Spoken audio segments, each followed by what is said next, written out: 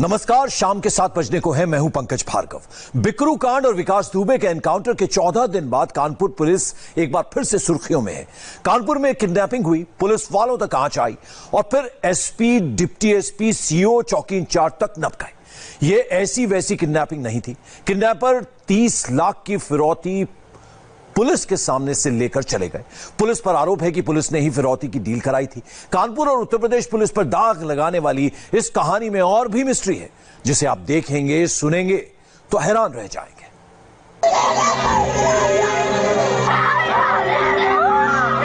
पैसे नहीं बचाए थे, मेरा बच्चा तो बचा के मुझे देता, मगर प्रशासन ने मेरे बच्चा भी नहीं दिया। पूरे जीवन में छोड़ा था सबके लिए, वो भी इनको निछावर कर दी। नहीं था मेरा पैसा दे दे, तब भी नहीं दिया।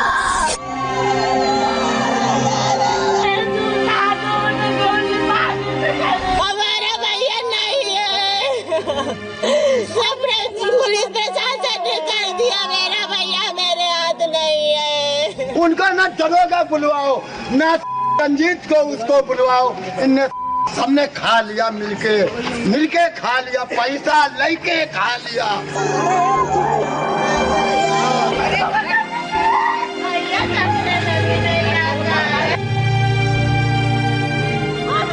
इस चीख और चीत्कार से तो कानपुर पुलिस का दिल और दिमाग बेचैन हो जाना चाहिए था। नींद उड़ जानी चाहिए थी, भूख प्यास गायब हो जानी चाहिए थी। इस आवाज पर लखनऊ के हुक्मरानों का तख्ता डोल जाना चाहिए था, लेकिन नहीं। लगता है विकास दुबे के एनकाउंटर की खुमारी अभी सिर से उतरी नहीं थी, इसलिए वर्दी के ईमान और शान को घुटनों के बल रख दिया किडनैपरों के सामने। कहां गया अचूक निशाना साधने वाली पुलिस का पराक्रम, जिसकी आंखों के सामने से फिरौती का पैसा निकल गया और पुलिस के हाथों में मेहंदी लगी रही। थानेदार, डिप्टी एसपी, एसपी, एसएसपी एक गुनाहगार हो तो बताया जाए। इनमें से किसी की चौखट नहीं बची होगी। 1 महीने से परिवार ने हर दरबार में फरियाद लगाई, लेकिन भाई के लिए एक बहन के बहते आंसू, बेटे के लिए मां की तड़प और पिता की मजबूरी, रत्ती भर फर्क नहीं पड़ा इन पर। मेरा बच्चा खाना मांग रहा है, माँ मुझे खाना दे दे, मैं भूखा हूँ। पुलिस ने आप लोगों से पैसे भी लिए थे इस मामले में? पैसे लिए थे, बोल रहे थे, कह रहे थे पैसे दो तभी बच्चा बचा लेंगे, पैसे भी बचा लेंगे। बस कार्रवाई चल रही है। रंजीत राय सर 2-2 बजे तक हमारे पापा को बैठाले रहते थे। बस चमन लाल कुल्लू मिल गया है, जिस गाड़ी से ले गया है संजीत को, वो गाड़ी मिल गई है। आज ये मिल गया है, आज वो मिल गया है, क्या मिल गया, सब मिलते हुए आज बॉडी भी नहीं मिल रही है। जो लोग पकड़े गए हैं, आप उनको जानती थी क्या? एक को जानते थे, हमारे भाई के साथ काम करता था आज 4-5 महीने पहले, और हम किसी को नहीं जानते। एक को तो हमें दिखाया ही नहीं गया है, हमने उसको नहीं देखा है। पुलिस कह रही है कि जो पैसे दिए गए थे उसको लेकर के भी कंफर्मेशन नहीं है। आपकी तरफ से क्या बात है? कौन कह रहा है कंफर्मेशन नहीं है? हम तो कंफर्म कर रहे हैं ना, हमने तो दिए है ना। 30 लाख रुपए लगाया है, 30 लाख रुपए हमने लॉक लगाया, वो पुलिस को नहीं दिखा। कौन दुकानदार कह रहा है मेरे पापा को लेके जाइए कि मेरे पापा उसकी दुकान से पैसे लाए? और ये देख लीजिए मेरे पापा ने कहाँ पे डकैती डाली है कि चोरी की है, किसके घर में की है, कोई आके बता दे। मेरे पापा की खून पसीने की कमाई थी, मेरा भाई कमाता था, मेरे गांव से आता था, मेरा मकान किराए पे उठा है, मेरी माँ सिलाई करती थी, मेरे घर में गाय है जिससे घर खर्च चलता था। 10 दिन बाद ही तो राखी है, उससे पहले भाई चला गया। भाई को बचाने के लिए कौन सा जतन नहीं किया। एक बहन हिसाब मांग रही है। ये बेबस, मजबूर, लाचार चेहरे अब खाकी वालों पर अपने बेटे की मौत का तोहमत मढ़ रहे हैं। सीधे सीधे खाकी पर आरोप लगा रहे हैं। एक बहन से सुनिए, एनकाउंटर पर तालियां बटोरने वाली पुलिस कैसे किडनैपरों के सामने दंडवत हो गई। लाचार बहन का आरोप सुनकर हर बहन का दिल दहल जाएगा। इंचार्ज ने मेरे साथ धोखा किया, उनको गिरफ्तार किया जाए। रंजीत राय ने शुरुआत से मेरे साथ धोखा किया, जब तक फिरौती नहीं गई। 1 महीने तक सोती रही पुलिस, तब 1 सेकंड क्यों नहीं आई? क्यों नहीं आई? मेरे भाई के साथ इतना बड़ा ना होता। माँ की बात सुनेंगे तो कलेजा मुंह को आ जाएगा। जिंदगी भर की कमाई बेटे के जिंदा रहने के आगे कुछ भी नहीं थी। माँ ने सब लुटा दिया। आज खाकी वालों को इस बेबस माँ की बातें सुननी चाहिए। हिम्मत है तो आंख मिलाकर जवाब देना चाहिए। बताना चाहिए कि शिकायत करने के 30 दिन बाद भी पुलिस क्यों सोई रही। 2 दिन के बाद बताएंगे, 2 दिन के बाद बताएंगे। पूरे जीवन में छोड़ा था सबके के लिए, वो भी इनको निछावर कर दी। नहीं जा मेरा पैसा दे दे, सबने नहीं दिया। किडनैपिंग की पूरी कहानी किसी फिल्म से कम नहीं है। लैब टेक्नीशियन संजीत यादव का 22 जून को अपहरण किया गया था और उसे रिहा करने के बदले में 30 लाख रुपए फिरौती मांगी गई थी। परिजनों को फिरौती के लिए 21 बार फोन किया गया। पुलिस की निगरानी में फिरौती की रकम देने को कहा गया। भरोसा दिया गया कि पैसे नहीं जाएंगे, किडनैपर्स पकड़ लिए जाएंगे। किडनैपर्स एक जगह से दूसरी जगह और दूसरी जगह से तीसरी जगह फिरौती की रकम लेने को दौड़ाते रहे।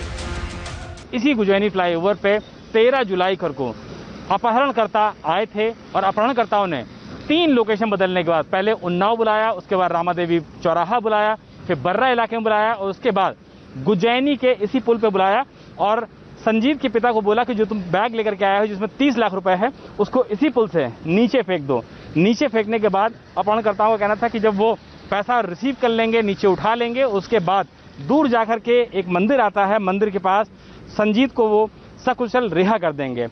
संजीत के परिवार वालों का दावा है कि आखिर में पुलिस की मौजूदगी में गुजैनी पुल के ऊपर पैसे फेंक दिए गए। बावजूद इसके संजीत यादव की जान नहीं बचाई जा सकी। हमने पैसा लेके गए थे, पुलिस ने कहा पैसा लेके चलो और 4-5 हजार लोग हम लोग चलेंगे, आप आगे पीछे, आप हमारे तरफ देखने नहीं, आप चलते रहना। किडनैपर अगर बैग लेके आपका छीन के भागेगा या कोई जिस तरीके वो मांगेगा तो हम तुरंत उसको दौड़ा के पकड़ लेते हैं। 22 जून की रात में अस्पताल से घर आते समय संजीत का अपहरण। 23 जून को संजीत के परिवार ने चौकी में गुमशुदगी की तहरीर दी।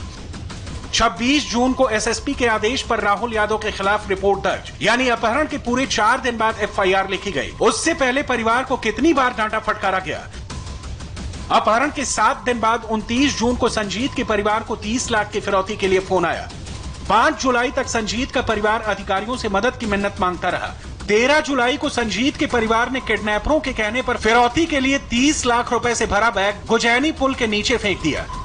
14 जुलाई को संजीत का परिवार फिर से एसएसपी के पास पहुंचा। उसी दिन आईजी रेंज से भी शिकायत की गई।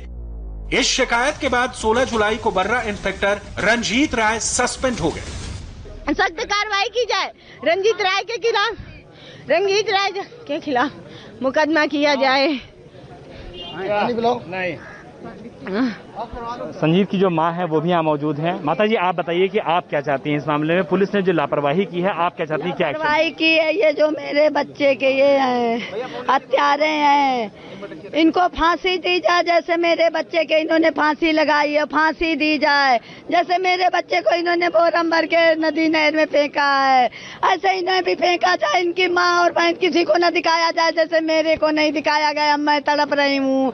ऐसे इनके साथ में किया जाए, तभी मेरे को संतुष्टि और मेरे बच्चे के आत्मा को शांति मिलेगी।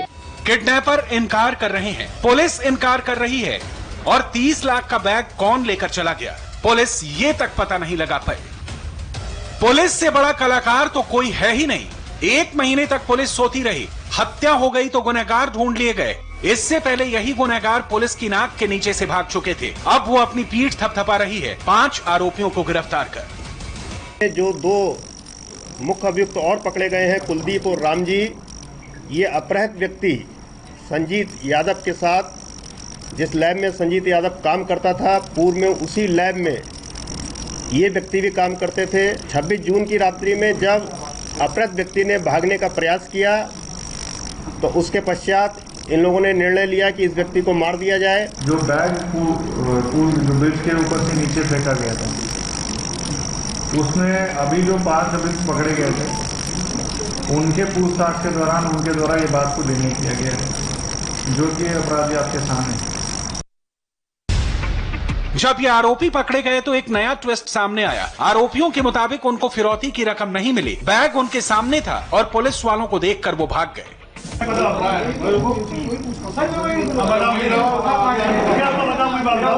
मांगी थी कि नहीं? कितनी मांगी थी? 30 लाख तो बाइक मंगवाया था आपने? मंगवाया गया था और फिर हमारा एक साथी राम जी वो जब बैग फेंका गया तो बैग उठाने गया, पर वहाँ पे फिर हम लोग थोड़ा दूर थे तो राम जी वहाँ से भागते हुए आए वापसी 5 मिनट बाद। तो वहाँ पे जांच लग रही है।